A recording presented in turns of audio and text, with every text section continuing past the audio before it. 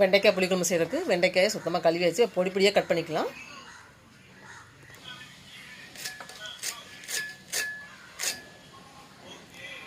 இந்த மாதிரி ஷேப்பில் கட் பண்ணிக்க வேண்டியதான்.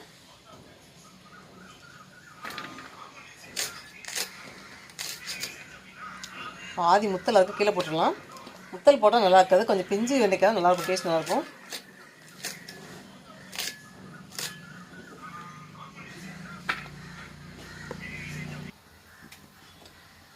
நல்லெண்ணெய்,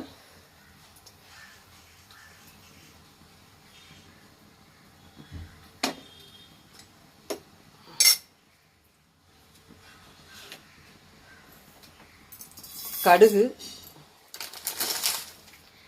வெந்தயம். வெந்தயம் கண்டிப்பாக போடணும். எந்த புளிக்குழம்பு பத்தக்குழம்புனாலும் வெந்தயம் போடணும். சின்ன வெங்காயம் ஒரு 15 வெங்காயம் கட் பண்ணி வச்சுருக்கேன். இது நல்லா பொரிஞ்ச உடனே சின்ன வெங்காயத்தையும் இந்த வெண்டைக்காய் ஆட் பண்ணிடலாம்.